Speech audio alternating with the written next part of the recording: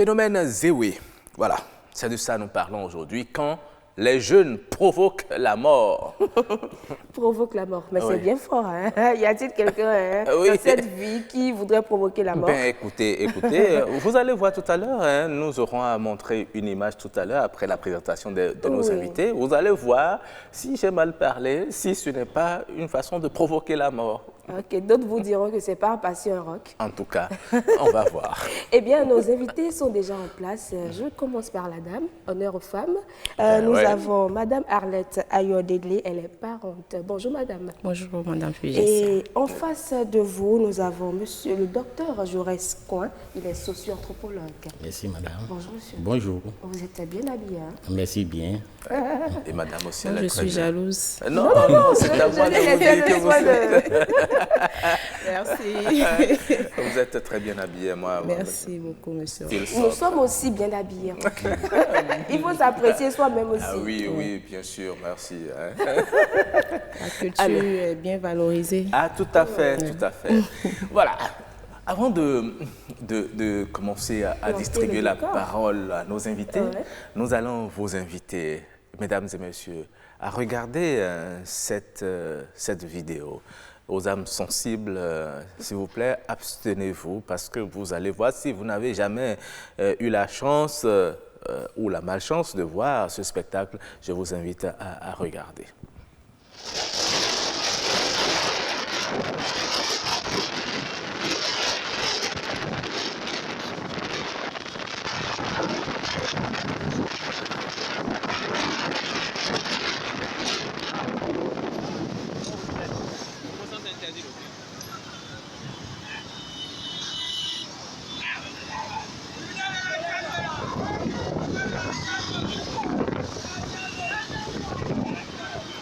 Âme.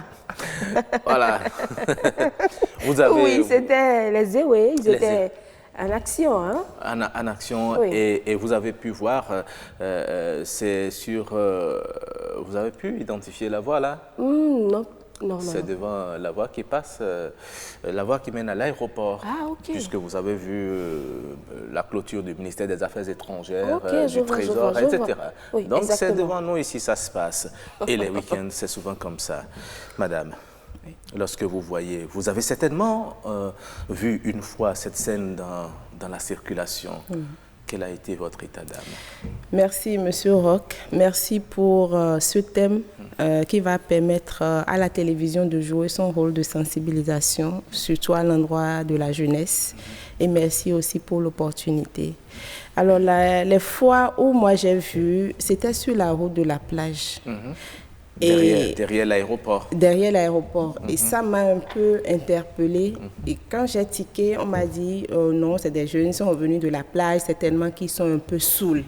J'ai dit, mais même si tu es saoul, est-ce que tu vas risquer ta vie de cette façon, se faufiler entre les véhicules. voitures, même s'ils sont en sens interdit, bon, ils s'en foutent.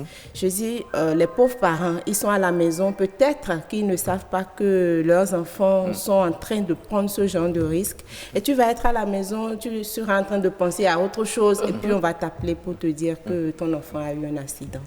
J'ai également vécu ça le jour où les écureuils avaient été qualifiés. Non, mais je crois que je me suis carrément arrêtée et j'ai attendu que cette folie-là passe et avant de continuer. J'ai dit, mais les joueurs, eux, ils sont payés, ils sont bien au chaud quelque part et vous, bon, c'est vrai, on est content, on est en joie et tout, mais est-ce que c'est une raison pour risquer sa vie? C'est la grande question. Ce jour-là, il y avait eu beaucoup d'accidents, il y avait eu également des morts le jour-là. Exactement, Oui. c'est dommage. Vraiment C'est dommage. Mais monsieur Coin, vous savez, on voit les jeunes. Est-ce qu'on se demande, est-ce qu'on peut être lucide et faire du Zéwé? Est-ce possible? Merci beaucoup, Madame Fulgessia. Je salue aussi la présence de Monsieur Roch. Au fait, le phénomène prend de l'ampleur, c'est vrai. C'est le wheeling. C'est le wheeling. C'est-à-dire, c'est un événement un peu identique au sport motocycliste. Mais cette fois-ci, c'est bien organisé. Il y a des équipes soignantes qui sont présentes pour prendre en charge en cas de qu'est-ce qu'il y a les victimes. Attendez, si vous parlez des Zéoué ou bien Je dis le Zéoué là. Les jeunes que nous voyons qui roulent là. Oui, qui roulent là, c'est identique comme le sport motocycliste. Oui, le sport motocycliste, il y a des médecins. C'est ce que je suis en train de dire. Ok, d'accord. Je suis en train de... Je pars de là pour aborder le phénomène même. Très bien, d'accord. Vous comprenez? Oui. C'est ma démarche. OK? Et donc, je ne sais pas si c'est ce qu'ils voient à la télé qu'ils sont en train d'imiter. Mais en temps normal, on ne peut pas être lucide et se donner à ce genre de choses, de pratiques. Madame a dit tout à l'heure, le jour où les écureuils ont gagné le match, il y avait eu l'euphorie de la victoire qui a conduit, n'est-ce pas, les jeunes à conduire de cette manière-là. Là, c'est la joie. C'est comme un enfant qui est admis à son examen et dans l'euphorie de cette joie-là, sans contrôle, il se fait ramasser par un véhicule. C'est dommage. Mais le phénomène même est écœurant. Écœurant en ce sens que aujourd'hui, nos jeunes frères, nos enfants s'adonnent à des pratiques. Excusez-moi. Ils prennent des stupéfiants hein, et ils ne contrôlent plus leur état d'âme. Ils ne contrôlent plus leur comportement. À l'instant, quand ils prennent la moto, vous êtes estinés pour leur acheter la moto, mais ce qu'ils font avec la moto en ville, vous ne pouvez pas contrôler. D'accord? Mais pour la plupart, on dirait que ce sont eux-mêmes qui s'achètent ces motos. Non, vous aussi. Donc vous ce aussi. sont les parents, d'une manière ou d'une autre, c'est à croire que ce sont les parents déjà que vous êtes à Calavi, qui les encouragent. Vous êtes à Calavi. Vous-même, vous n'avez pas le temps de chaque fois d'aller déposer vos enfants dans un établissement qui est un peu plus éloigné de votre maison. Vous avez les moyens, vous achetez une moto à votre enfant, à votre fille, mais ce que l'enfant fait avec cette moto, vous ne pouvez pas contrôler. Vous avez beau donner des conseils dans ce sens, rien. Donc, il y a aussi le groupe qui intervient là, qui forme, qui éduque. Vous comprenez ce qu'ils voient à la télé, ce qu'ils voient dans les livres et autres. Ils aiment faire ce numéro-là avec la moto. D'accord. Mais vous savez, ce qui me paraît vraiment étrange, des fois, ils circulent en sens interdit face aux véhicules qui viennent devant C'est ce qu'on appelle le comportement déviant en sociologie. C'est de la déviance. C'est à croire que même ils veulent que les véhicules les percutent et qu'ils meurent. C'est pour créer des problèmes aux conducteurs. C'est de la délinquance. La délinquance, le non-respect des normes sociales. Le non-respect, la transgression des normes juridiques. D'accord? Il y a le code de la route qui est là, qui dit comment chaque usager doit circuler sur la route. Mais les jeunes foulent au pied ce code-là. Donc, ils adoptent des comportements déviants sur la route. Voilà. Vous savez, la route, on le dit, elle se partage. Vous n'êtes pas seul à circuler. Il y a des structures qui s'occupent justement du respect, du partage de la route. Il y a également des structures policières, même s'il y a des violences.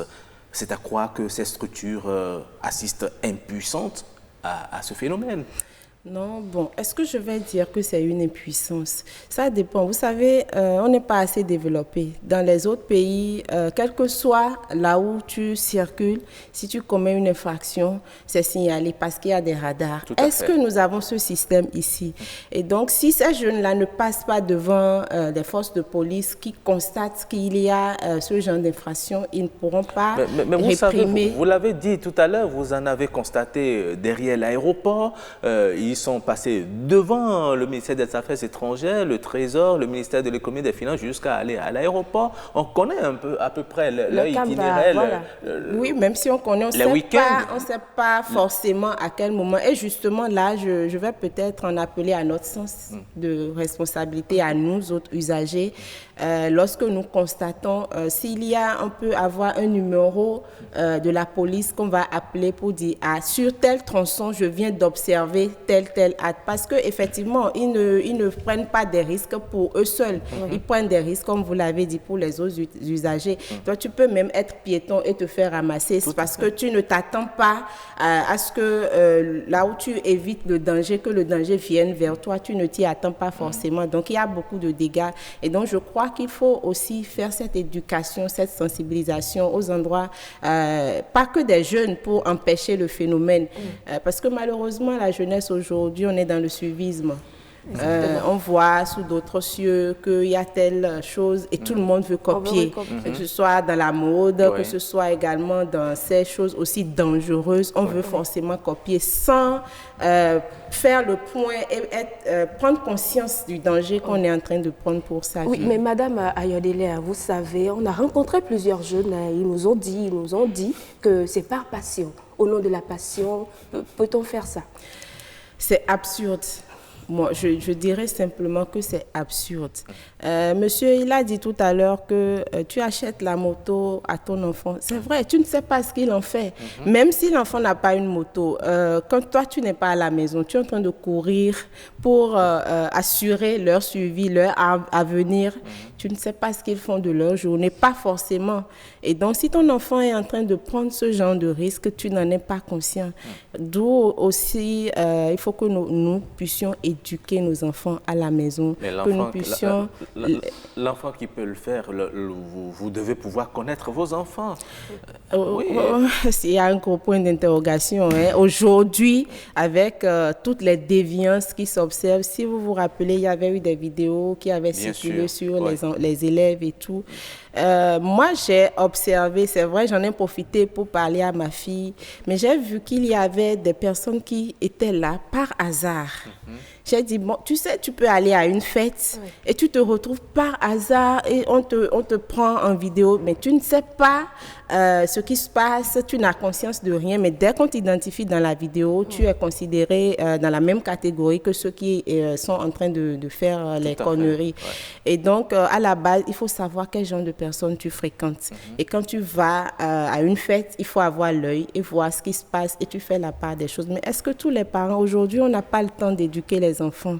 On est tellement préoccupés par la recherche de l'argent qu'on néglige nos enfants. Le peu de temps qu'on arrive à avoir, qu'on doit leur consacrer, on est fatigué. Même quand l'enfant pose des questions, on dit non, je suis fatigué, demain on en parle, mais ce demain ne vient jamais.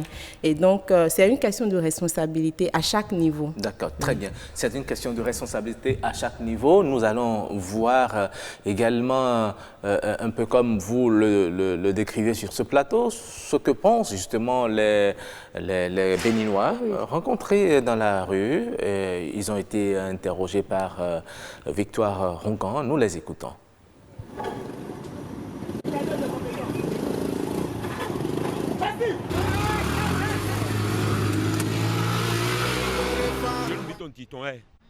Ils ont conquéré pour des autres pour tout bénin, bidon pidé là. Tout y m'a yon kodou, y m'a on nekpekpe, y zeke konli. Et bon, y a que mon mis les dos au pé. Avant y m'a do pé, y a que moi tout des autres ma cagnon. Tu n'as tout pé mais a dans flin bigotoué. Tu n'as plus bigotoué yo, anon pé mais kakadoyi. Des pé wana y bo y bibe yi. Oui mon des pé, y mon des pé, y me do en kena na souti, y me do en kena na lo. Ouais, non, ben, sur une autre table, quelqu'un qui sait où est-ce que mais là, c'est porté. Au quoi, il m'a dit au coup, ton mythe, au pied d'hier. Mais à Gadi, on a fait quelqu'un dit, mais au quoi, il y a un tout double, en zécolo, ou en zécolo, ou en zécolo, et Magnon. En toute bonne conscience, c'est pas une très bonne chose. Mais bon, à la fin, chacun vit sa vie. Hein. Ils sont à la recherche de bonnes sensations extrêmes. Ils sont en train de faire leur vie. Il faudrait juste leur faire comprendre que c'est pas bien. Sûrement qu'ils le comprennent d'ailleurs, mais bon, ils en font qu'à leur tête. J'ai mes jeunes frères, mes jeunes soeurs qui conduisent chaque fois du Zéwé. Oui. Et bon, parfois, si j'ai un bout de temps,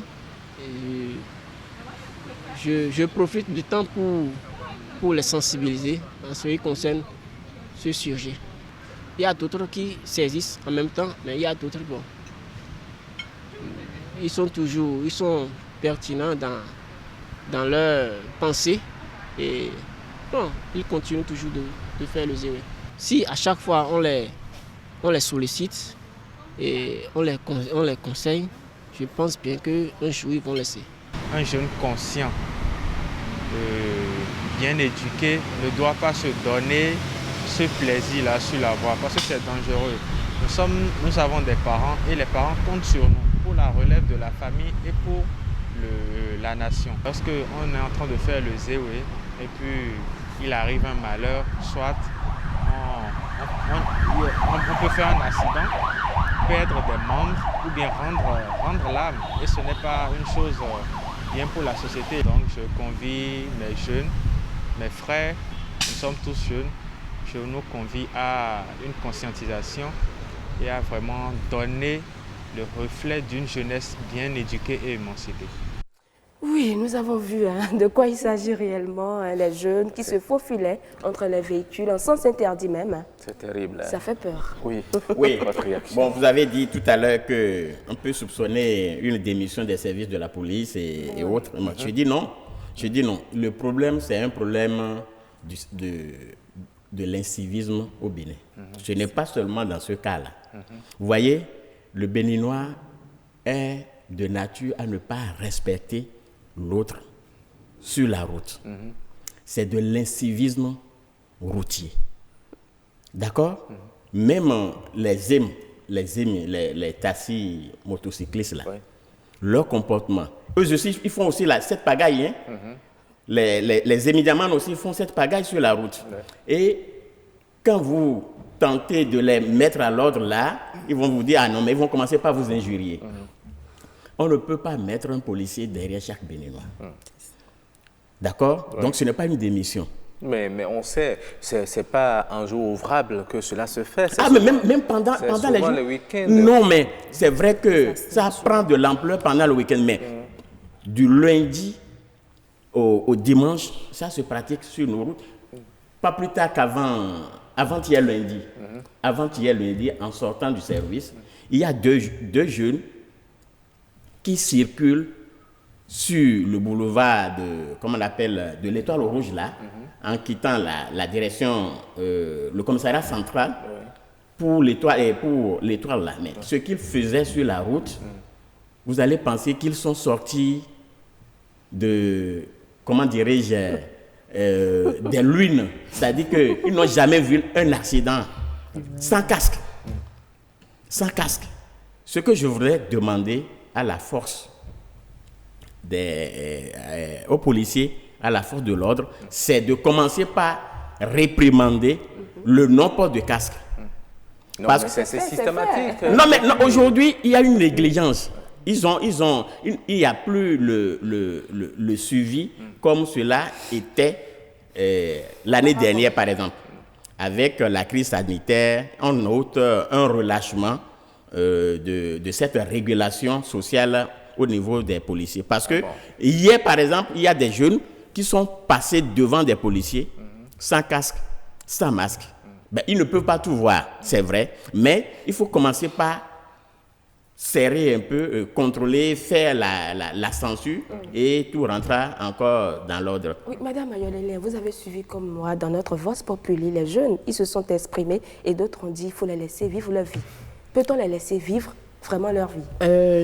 J'allais effectivement venir sur cette intervention. C'est malheureusement la seule dame qui a parlé dans l'élément, si je ne me trompe. J'ai été un peu choquée quand même. Il y a des filles aussi qui font du Zéwé. Malheureusement. Oui. Voilà. Et puis, c'est plaisir. Non, c'est pas possible. Donc c'est la tendance, c'est la jeunesse. Non, chacun vit sa vie, mais il vient te compromettre. J'ai dit tout à l'heure, tu peux être piéton, et te faire ramasser sans Tout à fait, t'en et rendre très compte. rapidement même. Monsieur a parlé des taxis moto. Moi, une fois, j'ai pris un taxi moto qui se faufilait, et qui forçait le passage avec les véhicules. Et il a forcé une fois, j'ai dit, mais écoute, tu forces, et c'était même une RAV4. Tu as vu son pare-choc, non, on va tomber, il va continuer son chemin. Si toi, tu n'as personne à la maison, moi, j'ai des enfants à la maison, je ne peux pas te permettre de me faire prendre ce risque. Non, mais j'ai cherché par là le jour-là. Il dit, ah non, mais c'est sûr que tu as fait quelque chose et tu as peur de la mort, c'est pour ça que tu me parles comme ça, tu es allé pratiser avec le diable. Mais il a commencé, j'ai dit, ah, écoute, j'ai oublié quelque chose, arrête-toi, je descends. Je suis descendue, je lui ai remis son argent et j'ai pris un autre taxi. C'est ce qu'il faut faire. Quand vous vous sentez en danger, il faut réagir automatiquement. Il n'y a pas de raison de dire, non, il fait comme il veut. Parce qu'il fait comme il veut, tu vas finir par te faire avoir aussi. Parce que tu n'as pas pu avoir le comportement ou la réaction qu'il faut. J'ai vu dans l'élément aussi qu'ils n'ont pas porté de casque.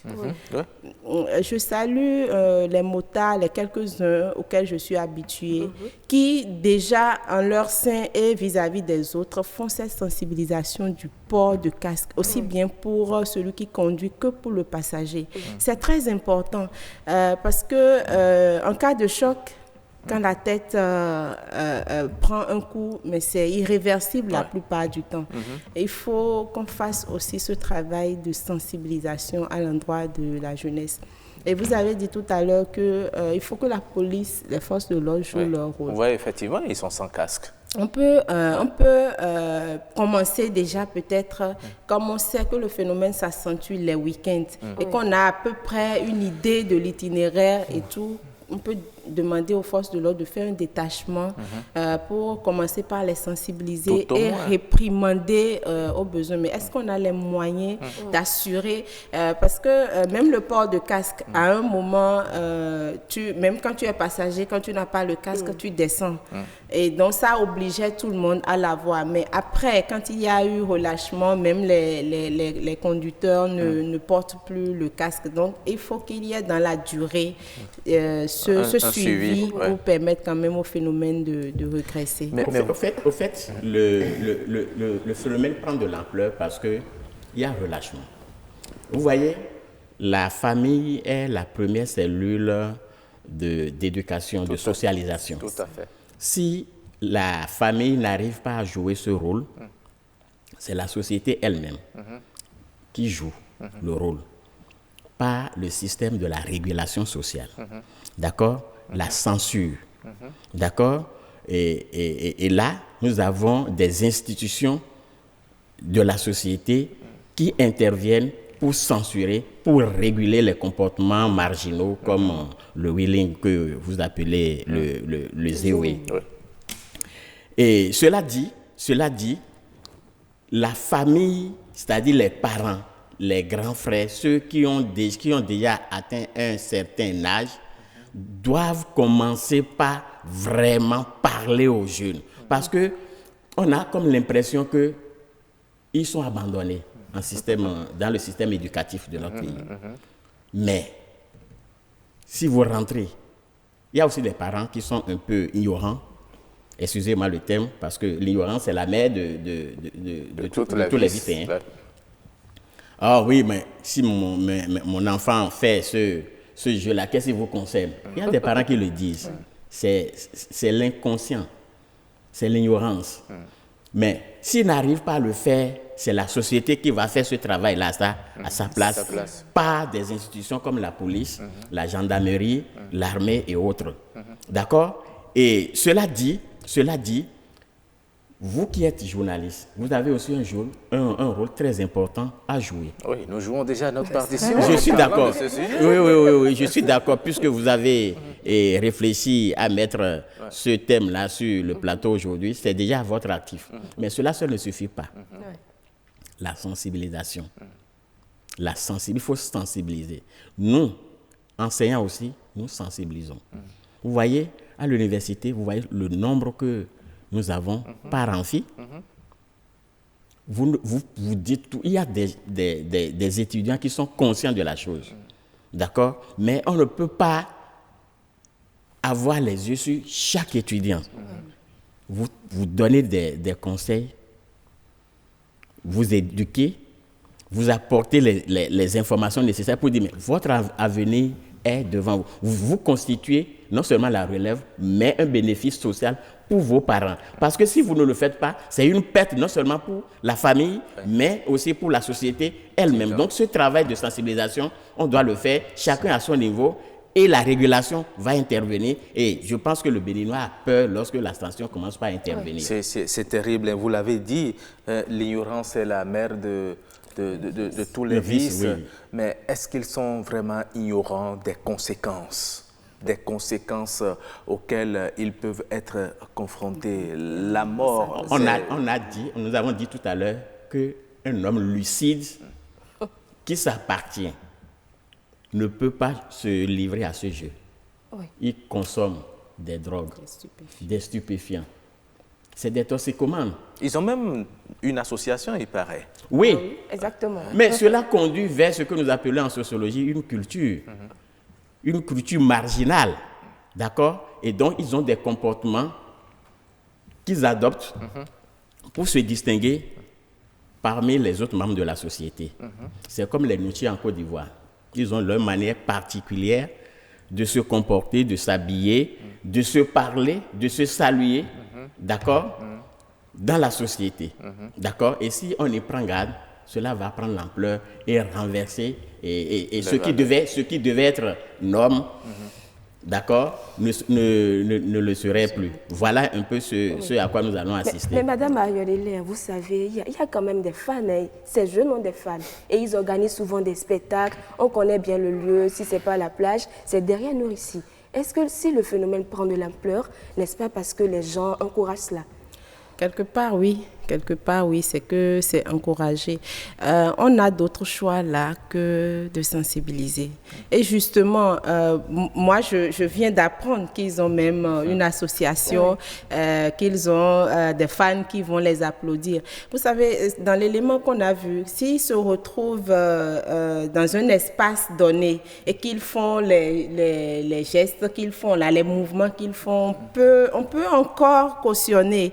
Mais le fait de rentrer dans la circulation, de rouler en sens interdit et de faire ces mouvements, c'est ça qui est encore plus dangereux. Parce qu'on peut avoir un conducteur de voiture qui s'affole parce qu'il voit venir cette moto avec tous ces zigzags et qui panique et qui peut-être occasionne un accident de la circulation. Eux, ils sont partis, parce qu'ils ont cette habilité-là que je ne comprends pas, ils se faufilent rapidement. C'est là même le caractère déviant de cette pratique-là. Parce que ils ne respectent pas le code. Le code dit, voilà le comportement que vous devez avoir en circulation. Mais ils bafouent.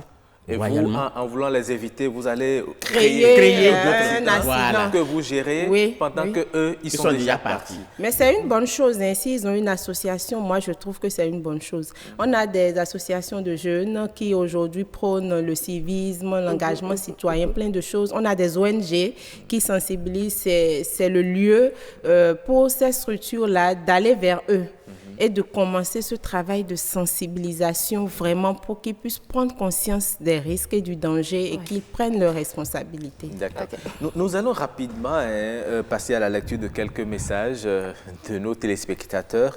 Il y a Madame Guézo Eponine qui nous écrit depuis la France. Bonjour à vous. Elle dit ceci, pour la première question, aucune passion ne peut pousser n'importe quelle personne à risquer non seulement sa vie, mais celle des autres par la même occasion. Personnellement, je déplore ce sport et ne comprends pas pourquoi le gouvernement béninois ne sanctionne pas sévèrement ces pratiques. Si cela dépendait de moi, je crois qu'à chaque fois, il faut saisir la moto définitivement et faire juger ces jeunes carrément et les faire payer des amendes. Je pense que notre État est trop laxiste vis-à-vis de cette génération souvent irresponsable. Ceci est mon avis. Ceci avait provoqué la mort de DJ Arafat. Oui, et nous avons Naya Lawson. Elle a également répondu dans le forum. Elle dit: ah, le zéoué me donne le vertige. Ces jeunes font sortir mon cœur de sa cavité lorsqu'ils sont devant moi, pendant que je suis au volant. Vous les voyez presque à terre avant qu'ils ne se relèvent eux-mêmes, parfois le sourire aux lèvres. Ils vous distraient. Je pense que c'est aussi bien une question d'éducation que de suivisme. La délinquance à haut niveau, simplement. La police doit pouvoir trouver le mécanisme de les choper pour éviter aux usagers de la route de rouler tranquillement. Et il y a Madame Gisèle Dantenon qui dit ceci: les jeunes qui s'adonnent aux zéoués. Le phénomène prend de l'ampleur ici à Cotonou. Je déplore la complaisance des agents routiers qui ne font rien et ne disent rien. Je me demande si dans notre pays, il n'y a pas de loi sanctionnant ce genre de comportement. Ailleurs, il y a des sites dédiés à ce genre d'activité. Il faut que nos autorités fassent quelque chose. Il y va de la sécurité de tous. Oui, et il y a M. Damien Rwandokouno, il dit ceci: c'est bien un phénomène qui existait et qui prend d'ampleur au jour le jour. Consciemment ou inconsciemment, ils risquent leur vie car la vie humaine est sacrée. Beaucoup de jeunes ont succombé par la naïveté au suivisme. C'est une passion déguisée. Ils peuvent aller vers la professionnalisation. Et pour certains, c'est amusant et on y voit du monde autour, mais pour d'autres, on pouvait encadrer cela et en faire sa profession. En résumé, la société n'apprécie pas trop cet état de choses qui se fait dans un désordre aux yeux des forces de l'ordre et de la CNSR. Pas de complaisance en cette matière. Il faut punir sévèrement cet état de choses qui n'apporte rien à notre ville de Cotonou. Il faut commencer par sensibiliser ces jeunes sur les dangers qu'ils courent et commence par réprimer cela. Absolument.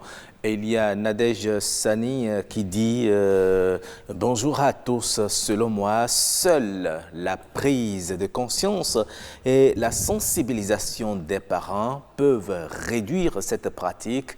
On peut aussi appliquer des amendes pour les décourager. Merci et bonne émission à Rock et à Fulgencia. Et il y a un dernier message de Cyrilia Yebek qui dit ceci, le message vient de nous parvenir. Bonjour à tous, comme l'a dit mon prédécesseur, personne ne peut agir au péril de sa vie. C'est en quelque sorte de l'inconscience teintée de manque d'amour propre.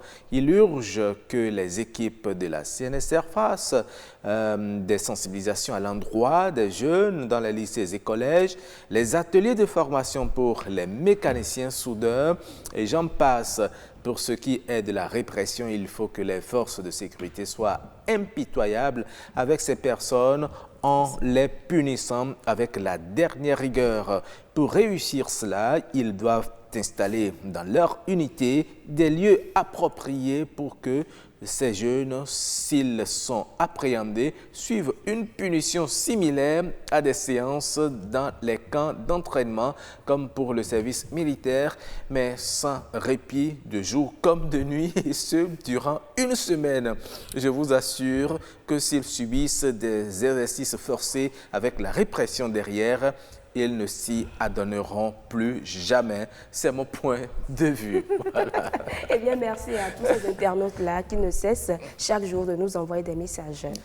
Voilà, vous les avez écoutés, vous voulez réagir à quel sauté sucré? Oui, c'est la dernière intervention, Madame Yebé, que je salue au passage. On a fait l'université ensemble. Je trouve qu'elle est allée pile sur une solution qu'on pourrait trouver à ce phénomène. Mais assez radical, hein? On les soumet à des travaux forcés. Bien sûr, parce sans répit pendant une semaine. Oui, et c'est même, moi je trouve même que c'est peu une semaine. C'est pas dur. Et non seulement ça, parce que vous voyez sous d'autres cieux, quand les jeunes font ce genre de déviance, pour éviter que leur casier judiciaire ne prenne une tâche, on les assigne à des travaux d'intérêt général. Vous avez vu un peu les dégâts que les accidents de circulation causent posent sur nos voies. Moi, je dirais même qu'on va les amener à travailler comme des maçons si l'infrastructure est abîmé et que c'est le maçon qui doit intervenir. Mais on fait venir un maçon, on les forme, ils vont transporter tout le matériel et tout, et le maçon reste là, il supervise et il répare. Même si c'est pas le lieu où ils ont causé un accident, mais partout on fait un recensement de toutes les infrastructures qui ont été abîmées et on les assigne et ils réparent. On va les amener à balayer. Mais ça fait de l'économie à l'État et ça va permettre à ces jeunes parce que quand ils auront la honte, on balaye et on met les services de télévision à contribution, on les filme et on fait des reportages sur eux, mais voilà ce qu'ils ont fait et voilà la sanction qui a suivi. Ce sont les mêmes parents qui vont se mettre... ils vont se plaindre. Oui, c'est deux options. Si tu ne veux pas que ton enfant soit jugé et que son casier judiciaire soit compromis, tu acceptes qu'on le soumette à cette sanction-là. On ne va pas laisser le choix aux parents. C'est vrai, parce que moi, j'ai assisté à des scènes dans des collèges où le surveillant punit l'enfant, mais le parent vient, il dit, tu n'as pas le droit de toucher. Et devant l'enfant. Il confronte le responsable d'école ou le surveillant ou l'enseignant, et c'est pas normal. Je peux voir l'enseignant en aparté lui dire, ah mais non, ce que tu as fait, tu aurais pu, parce qu'il peut y avoir après des débordements. Pour encadrer un peu, je peux dire, faire attention. Encore que moi, si l'enfant fait mal, frappe-le. Moi, je n'ai pas de problème avec ça. Il suffit juste de ne pas déborder, de rester quand même un peu raisonnable.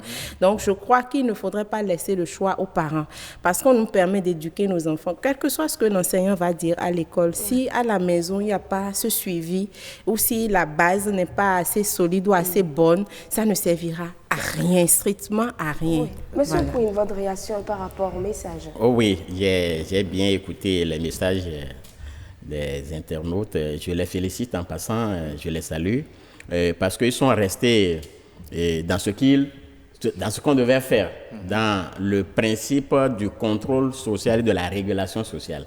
Alors, on ne peut rien changer de normal en matière de comportement sans ces mécanismes de contrôle social et de régulation sociale. Il faut contrôler, faire de sensibilisation avant l'intervention de la répression. Et par expérience, je sais que psychologiquement, lorsque la sanction commence par tomber, le Béninois prend peur. Vous voyez, avec la rigueur que les autorités politiques ont mise en place aujourd'hui, on constate qu'il y a moins de comportements marginaux dans tous les sens. C'est ce à quoi j'invite les institutions chargées de jouer ce rôle. La police républicaine, qu'elle commence à sévir sans pitié. Sans pitié. Parce que je sais qu'il y aura des parents, comme je viens de le dire tantôt, qui vont s'y opposer. Non, il ne faut pas les écouter. Il y a des lois. Vous commettez telle infraction, voilà la sanction qui vous attend.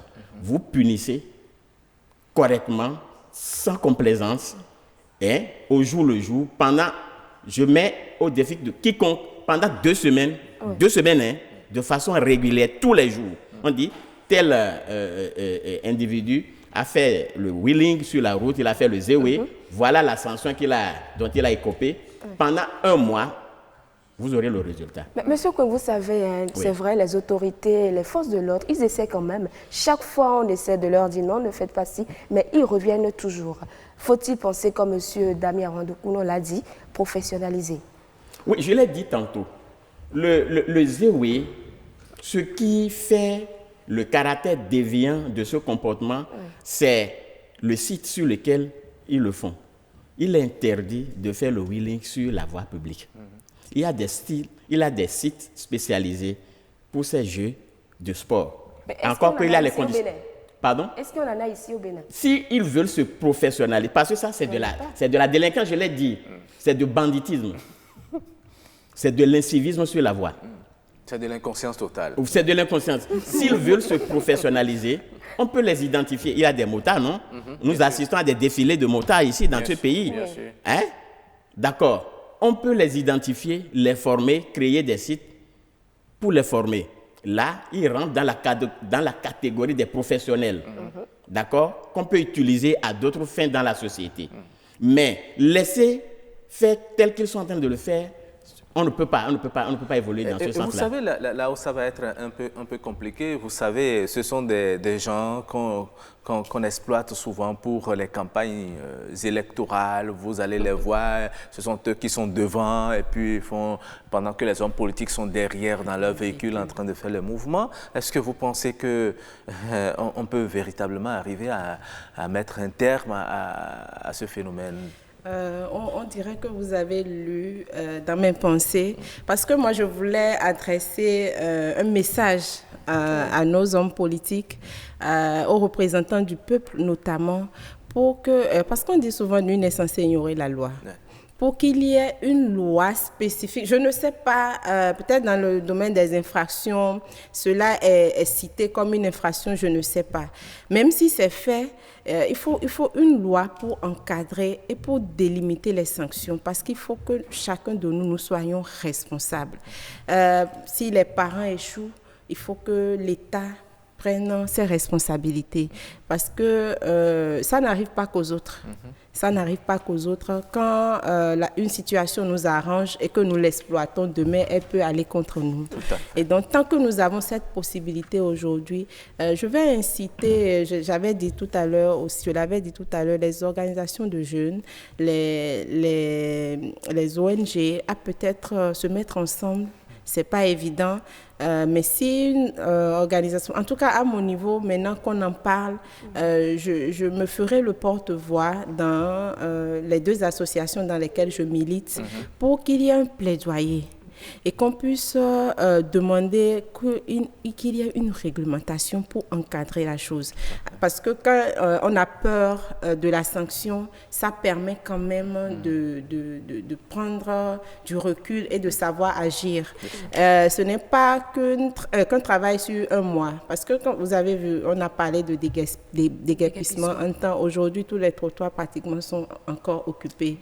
Les mauvaises habitudes ont la peau dure, on le dit souvent. Et donc, tant qu'il y a une réglementation, on sait que même dans 1 an, dans 2 ans, quand tu commets l'infraction, mais voilà les sanctions qui suivent. Et on n'oublie pas, le service militaire, c'est important. Il faut que ça en fasse partie.